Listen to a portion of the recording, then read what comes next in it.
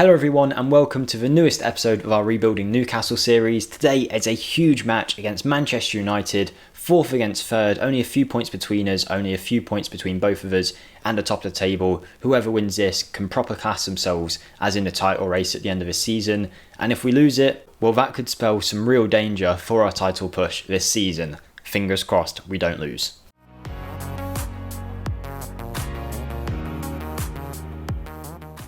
Hello everyone, Jake here, welcome to the video, welcome to the series if you're new, and as mentioned it's a huge match today. We are playing Manchester United in the Premier League. Pretty big deal considering last time you saw us, we lost against second place Manchester City 8-1. We need to pick up any points that we can really. Manchester United, even though they're one place above us and on the same points as us, have a game in hand which pretty much puts them near enough top of the table, and with Manchester City in our next game as well, points might be hard to come by in these couple of games. We need to make sure that we do get as many points as possible against Manchester United here. So it's going to be a big one. As mentioned as well, we're getting very close to the January transfer window where we've been given a little bit extra money, which I'll talk about in a second. We are on the 26th of December, which is a massive jump since last time because the Qatar World Cup has happened. Qatar,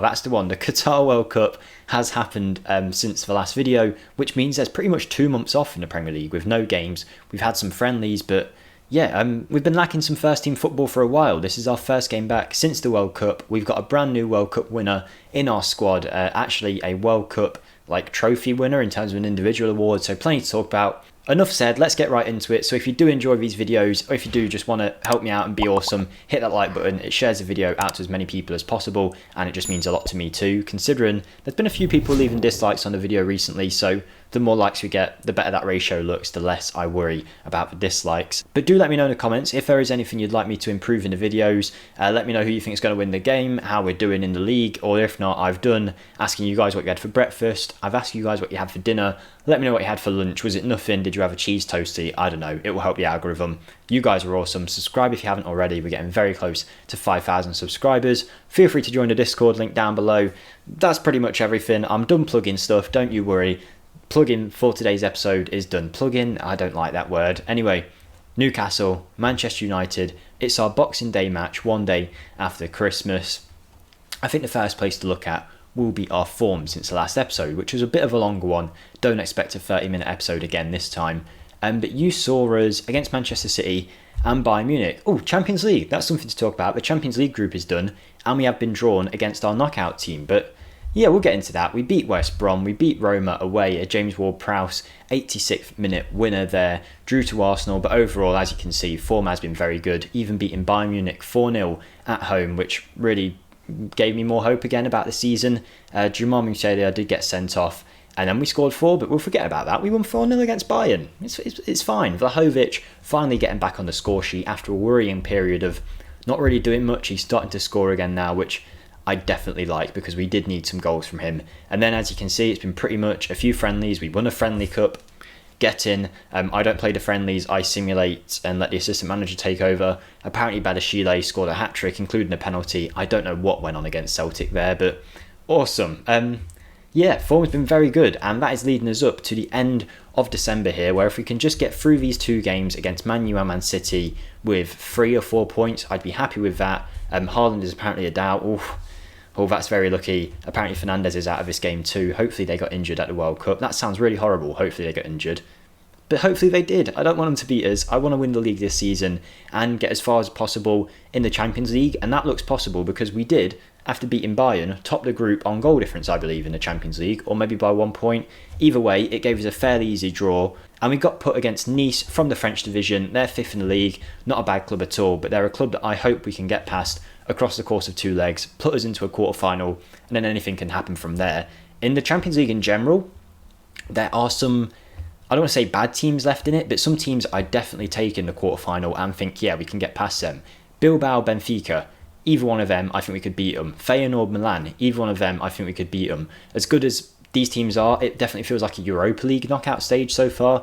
Nice versus Newcastle. Then we get to the good ties because the way that they've been set out means that plenty of good teams are going to be knocked out early on here. Dortmund, PSG, both of them I'd be a bit worried about, one of which is getting knocked out. Same with City, Barca, Juve, Man U, Ajax, Inter and Bayern, Liverpool. That's probably the best one because either one of them teams getting knocked out would be great. Ideally, I'd want City to go because I think we could beat everyone else, but City after that 8-1 away loss, I just never want to play them again, to be honest. So hopefully we can bounce back in the home match.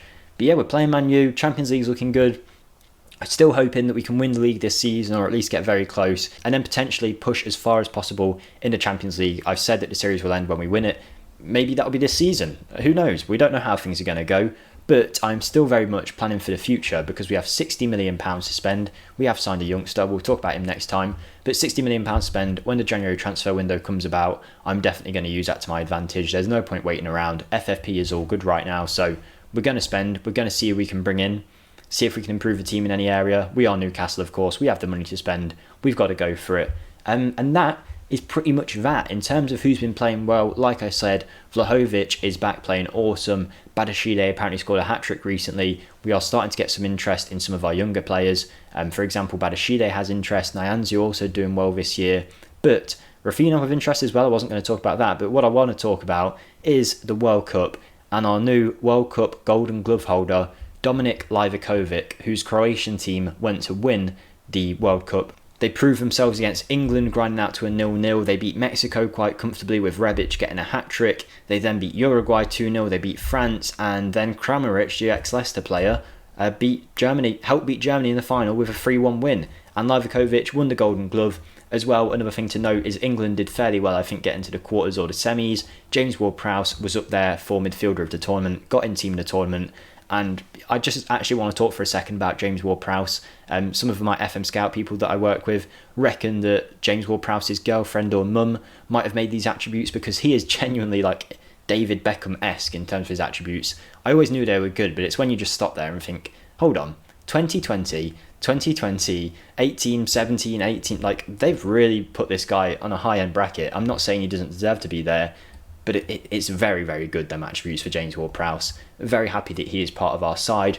And with that being said, I don't want to waste too much more of your guys' time. It will be a shorter episode today.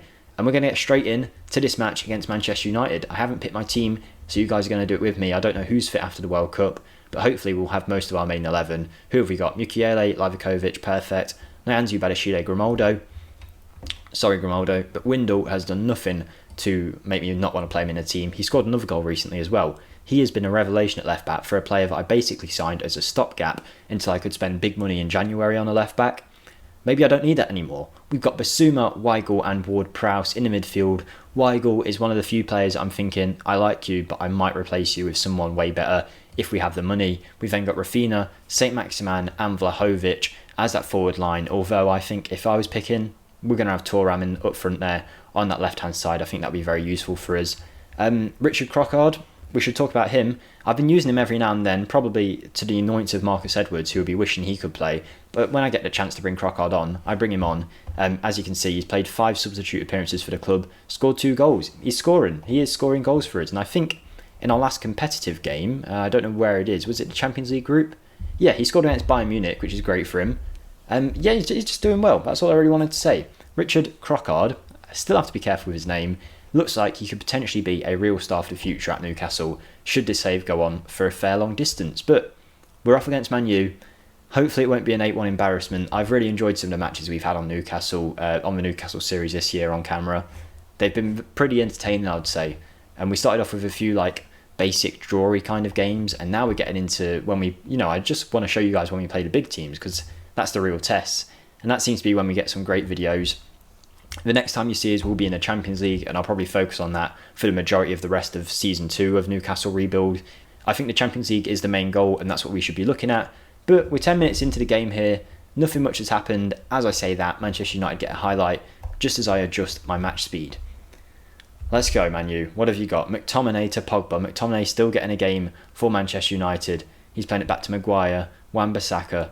Like I say, there wasn't too much going on between this episode and the last one because of the World Cup, but I couldn't leave it until after January to bring it back, and I thought this kind of game is perfect with Man City coming up as well. If we can just perform well here, I'll have some faith in us for that Man City game. Livakovic, bloody hell, he wins a World Cup and he about walks it into his own net with that touch.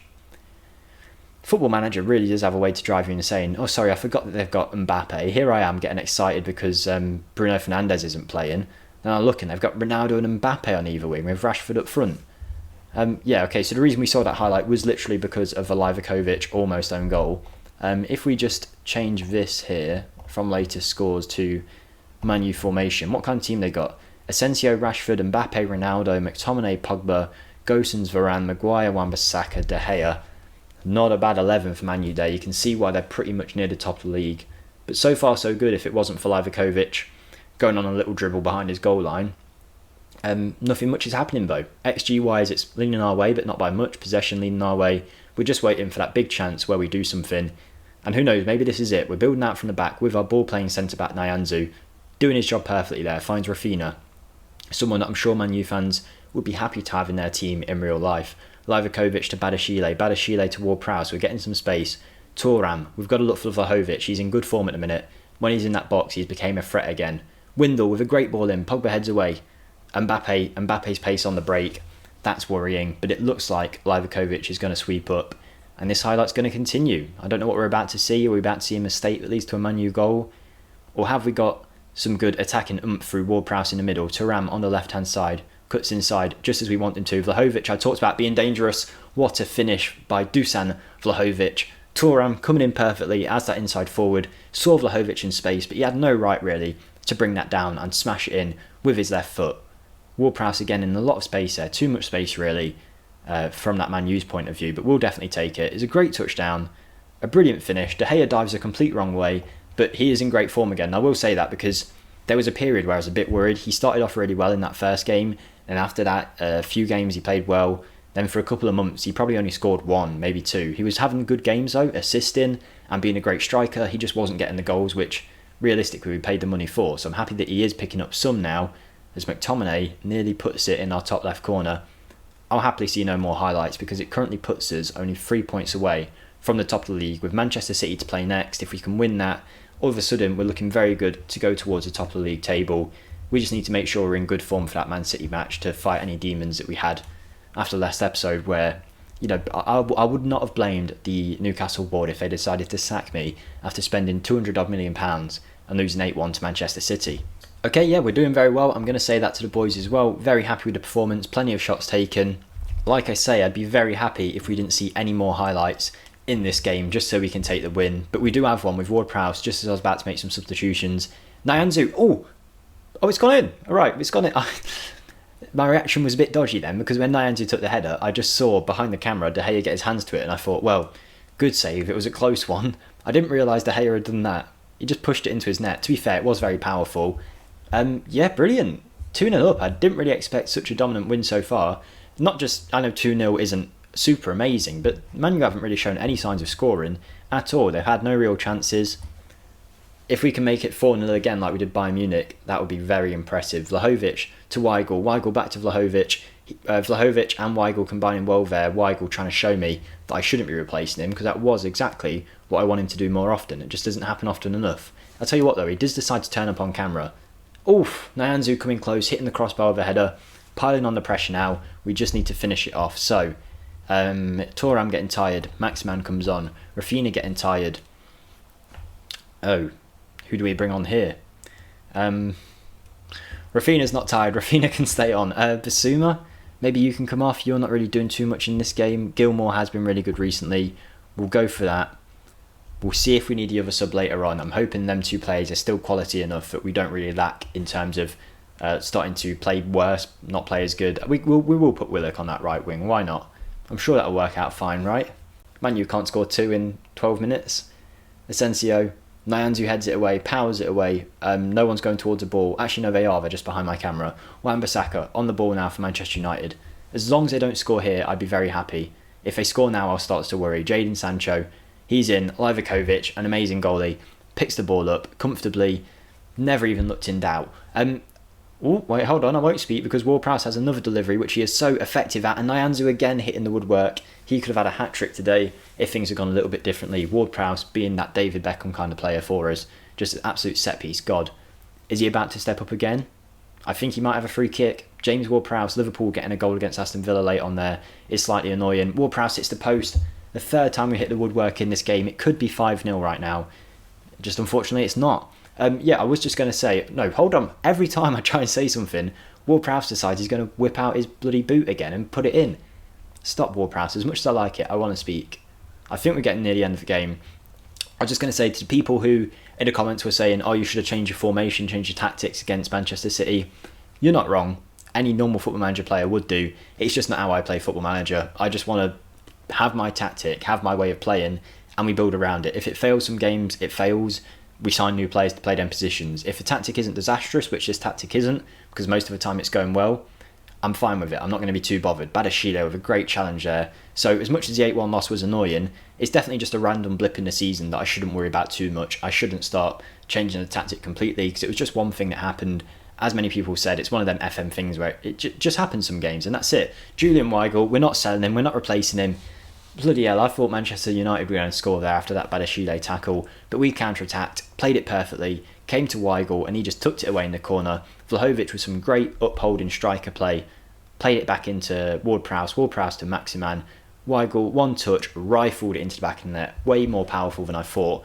We have beat Manchester United 3-0. The title pushes on. Man U can probably say goodbye to any sniff they want, even though realistically with their game in hand, if they win it, they're on the same points as us, but we won't think about that.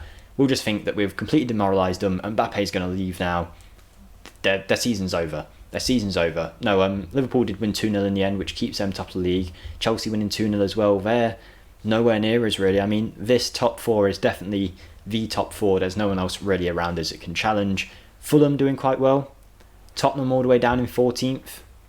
I feel like we're missing someone here. I can't tell who, but I feel like one of the big teams are missing from the league. But either way, a very, very good performance there against Manchester United, coming back from the World Cup. And with plenty of money to spend, this team's only going to get better in a January transfer window for that match against Nice, which is where I'm going to bring it back to next. We have been awesome. You guys are awesome too, supporting the series. This is likely one that won't get as many views because there's no transfers in it and stuff. So if you do want to like the video, that'd be awesome. And hopefully I'll see you next time, guys. Goodbye.